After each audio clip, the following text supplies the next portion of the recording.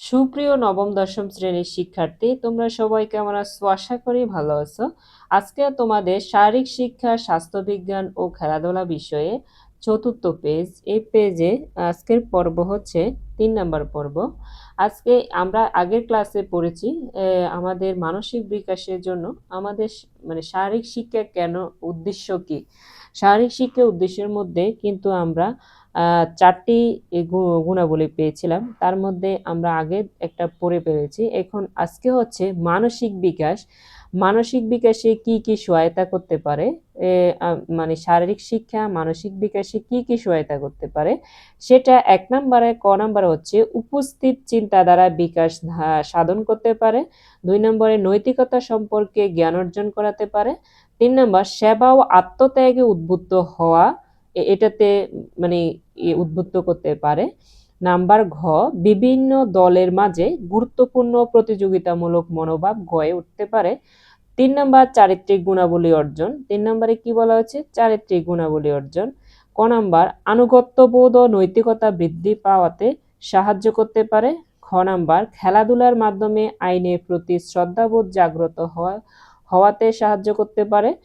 Number খেলোয়াড়ি ও বন্ধুত্ব সুলভ মনোভাব গড়ে ওঠাতে কি করে? সাহায্য করতে পারে শারীরিক শিক্ষাকে।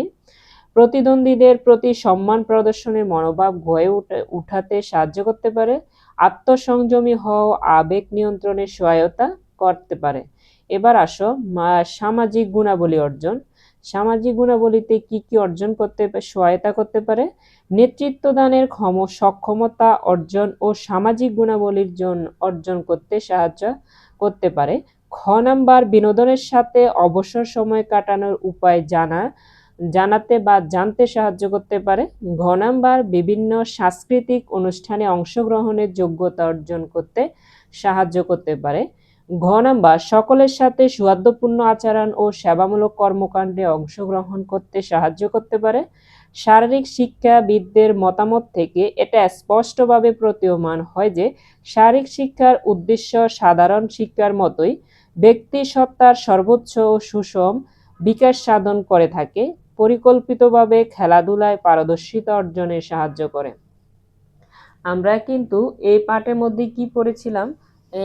শারীরিক শিক্ষার প্রয়োজনীয়তা এবং কি উদ্দেশ্য।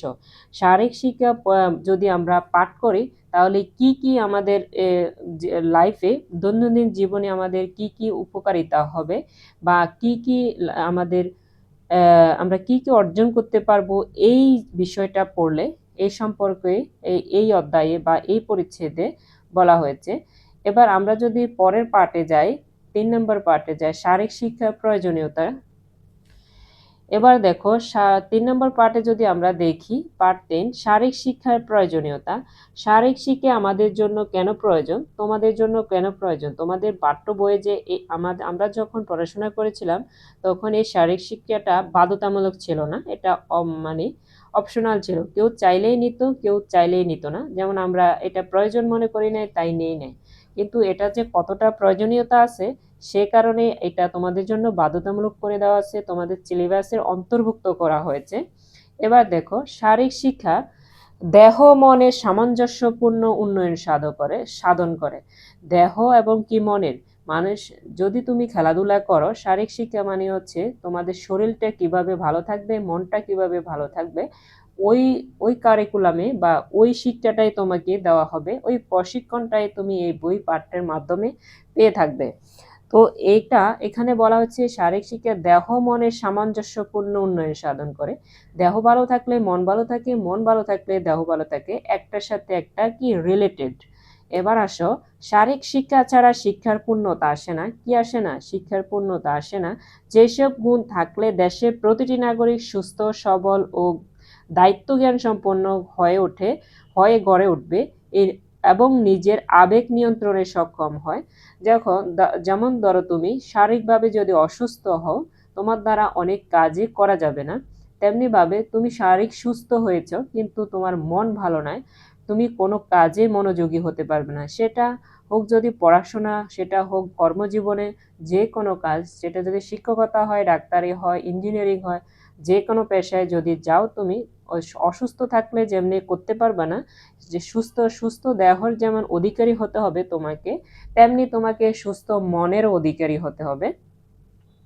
এবার আসো, নিচে নিজের আবেগ নিয়ন্ত্রণে সক্ষম হও।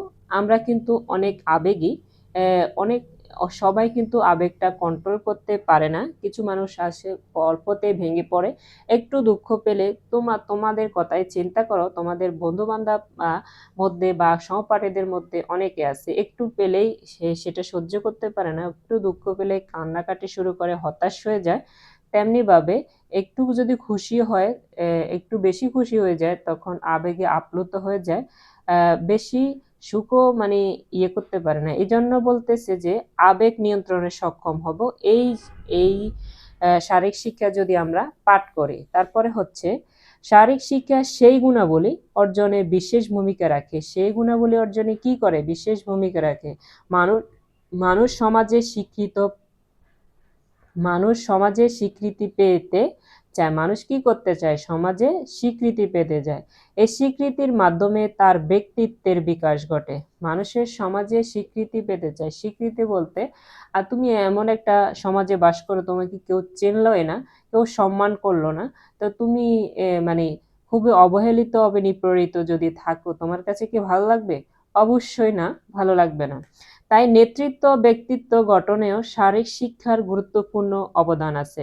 তুমি যদি সমাজে নেতৃত্ব দিতে চাও, সমাজে তুমি আমরা যেহেতু মানুষ সামাজিক জীব, আমরা সমাজে বসবাস করি, সেটা যেই সমাজে হোক, গ্রামীণ সমাজ হোক এবং কি শহরবাসী সমাজ হোক, মানুষ কিংবা প্রাণী সবাই কিন্তু দলগতভাবে বাস করতে পছন্দ করে। তাই মানুষ সামাজিক জীব বলতে মানুষ সমাজে দলগতভাবে বাস করে, এটাই সমাজে বাস করে। এবার হচ্ছে আমাদের দেহ কতগুলো অঙ্গের সমষ্টি। আমাদের দেহে কিন্তু অনেক অঙ্গ আছে, যেমন আমাদের হাত, পা, কান, চোখ, নাক, এরকম ইত্যাদি। আবার প্রত্যেকটি অঙ্গ নানা প্রকার মাংসপেশি, হাড়, শিরা, ধমনী ইত্যাদি দিয়ে গঠিত। মানুষের দেহে কিন্তু কি আছে? যেমন আমার হাতটা আছে, হাতের মধ্যে কিন্তু চামড়া দেওয়া আছে, মাংস দেওয়া আছে, তারপরে হচ্ছে শিরা, যেটাকে আমরা রগ বলি, শিরা দেওয়া আছে, ধমনী শিরা একই কথা। তারপরে হচ্ছে হাড় দেওয়া আছে, নাহলে কিন্তু এত কিছু মানে একটা হাত বানাইতে আল্লাহ তাআলা এত কিছু লাগছে। তেমনি ভাবে দেহে ঠিক রাখার জন্য সবসময় দেহের মধ্যে কতগুলো প্রক্রিয়া কাজ করে, আমরা কিন্তু দেখি না। যেমন আমাদের এই দেহটা আল্লাহ তাআলা বানাইছে কত কিছু দিয়ে, রক্ত দিয়ে, মাংস দিয়ে, হাড় দিয়ে, শিরা দিয়ে। কিন্তু এই দেহটা চালানোর জন্য আবার কি প্রয়োজন আমাদের? এই দেহটা চালানোর জন্য আমাদের সুষম খাবারের প্রয়োজন। এবার আছো, এই প্রক্রিয়াগুলো সুষ্ঠুভাবে চালানোর জন্য প্রয়োজন শারীরিক সুস্থতা। কি প্রয়োজন আমাদের? শারীরিক সুস্থতা। উপযুক্ত খাবার, অঙ্গ সঞ্চালন, বিশ্রাম, ঘুম, এগুলোর অভাবে শরীর ঠিকভাবে বৃদ্ধি পায় না।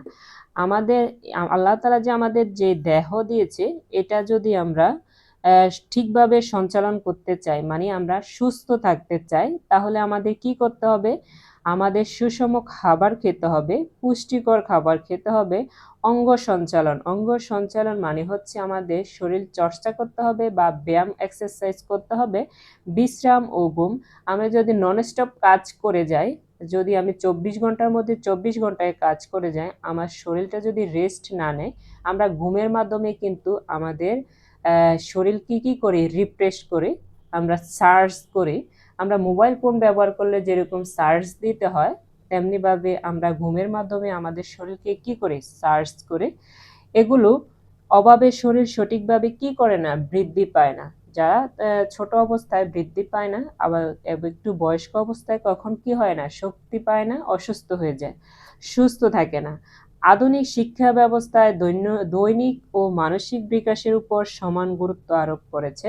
দৈহিক এবং কি মানসিক। আধুনিক শিক্ষা ব্যবস্থা, তোমরা এখন আল্ট্রা মডার্ন যুগের ছেলে, আধুনিক যুগের তোমরা আধুনিক যুগের ছেলে মেয়ে, তাই তোমাদের কিন্তু শারীরিক এবং মানসিক বিকাশ খুবই গুরুত্বপূর্ণ। তো এই কারণে তোমাদের কিন্তু শারীরিক শিক্ষা কি করার প্রয়োজনীয়তা আছে মনে করে এটা বাধ্যতামূলক করা হয়েছে। এবার আসো, বিদ্যালয়ে শারীরিক শিক্ষার প্রয়োজনীয়তাগুলো ধারাবাহিকভাবে বর্ণনা করা হলো। শিক্ষা প্রতিষ্ঠান হলো সামাজিক প্রতিষ্ঠান। শিক্ষা প্রতিষ্ঠান কি প্রতিষ্ঠান? সামাজিক প্রতিষ্ঠান। তাই সমাজ সংরক্ষণ, সমাজ সংস্কার ও ইতিবাচক সামাজিক পরিবর্তনের কাজে শিক্ষা প্রতিষ্ঠান সমাজ ও দেশের কাছে দায়বদ্ধ থাকে। দেশের মানব সম্পদকে সঠিকভাবে বিকশিত করা, আজকের শিশুকে আগামী দিনের সুনাগরিক হিসেবে গড়ে তোলার দায়িত্ব শিক্ষা প্রতিষ্ঠানের উপর ন্যস্ত। শিক্ষা প্রতিষ্ঠানের উপর আজকে তুমি শিশু, আজকে তুমি প্রথমে কি ছিলে? ছোট্ট একটা বাবু ছিলে, দেন তারপরে আস্তে আস্তে হাঁটা শিখছো, কথা বলা শিখছো, স্কুলে যাওয়া শিখছো, প্রথম শ্রেণী থেকে দ্বিতীয় শ্রেণী, ধাপে ধাপে এখন তুমি ক্লাস 9 পর্যন্ত আসছো। এবার তুমি কলেজে যাবা, ইউনিভার্সিটিতে যাবা, এবং কি আরো বড় বড় ডিগ্রি করবা, গ্রাজুয়েশন করবা, এবং কি চাকরি জীবনে পা দিবা, এবং কি দেশের কর্ণধারও হতে পারো, রাষ্ট্রপতি, প্রধানমন্ত্রী, মন্ত্রী, প্রাইম মিনিস্টার, এবং কি পৃথিবীর বিখ্যাত মানুষদের মধ্যেও, জ্ঞানী মানুষদেরও একজন তুমি হতে পারো। এই কারণে বলছে রাষ্ট্রের কি আগামী দিনে সুনাগরিক। যে সুনাগরিকটা কোথায় থেকে হবে? শিক্ষা প্রতিষ্ঠান থেকে হবে। তোমাদের যে ছোট্ট প্রাইমারি স্কুলে ছিলা, শিক্ষকরা তোমাদের যা শিখাইছে, শেখানোর মধ্য দিয়ে তোমরা এই পর্যন্ত আসছো, এরপরে আরো যাবা। এটাই বলা হচ্ছে সামাজিক প্রতিষ্ঠান মানে শিক্ষা প্রতিষ্ঠান। আগামী দিনের সুনাগরিক হিসাবে গড়ে তোলার দায়িত্ব শিক্ষা প্রতিষ্ঠানের উপর ন্যস্ত। এ ব্যাপারে শিক্ষা প্রতিষ্ঠানের কাজ মূলত দ্বিমুখী। শিক্ষা প্রতিষ্ঠানের প্রথম কাজ হলো শিশু শিক্ষার্থীর ব্যক্তিগত বিকাশ সাধন করা।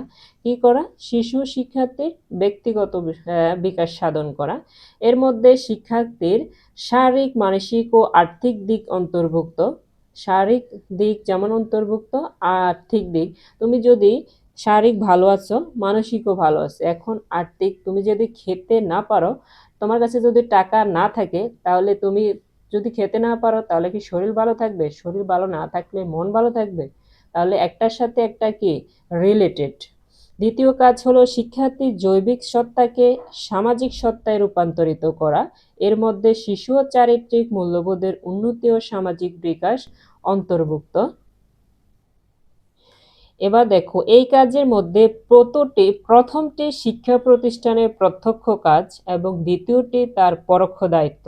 শিক্ষা প্রতিষ্ঠানের প্রথম কাজ হচ্ছে, এবং কি দ্বিতীয়টি তার কি পরোক্ষ দায়িত্ব। একটা সরাসরি দায়িত্ব, একটা মানে পিছনের দায়িত্ব, পিছন থেকে করার দায়িত্ব।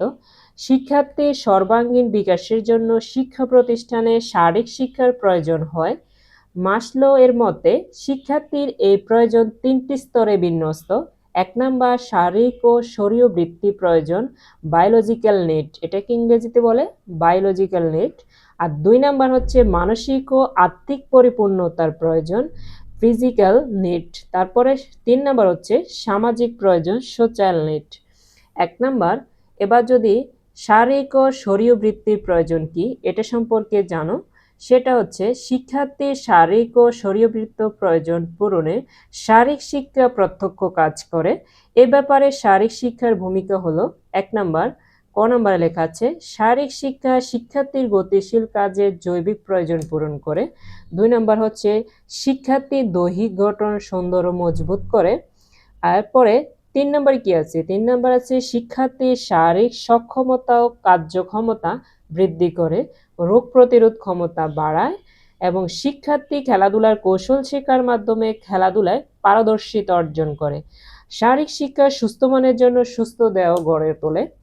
তো প্রিয় শিক্ষার্থী, তোমরা আশা করি বুঝতে পেরেছো শারীরিক শিক্ষা তোমাদের জন্য কতটা জরুরি, কতটা প্রয়োজন, যার কারণে তোমাদের পাঠ্য বইয়ে শারীরিক শিক্ষাটা যুক্ত করা হয়েছে। যারা তোমরা শরীরের যত্ন সম্পর্কে জ্ঞান রাখতে পারো, জ্ঞান অর্জন করতে পারো, সে অনুযায়ী তোমাদের শরীর এবং মনকে পরিচালনা করতে পারো। প্রিয় শিক্ষার্থী, দেখা হবে নেক্সট ক্লাসে। আজকের ক্লাস এই পর্যন্তই। আল্লাহ হাফেজ।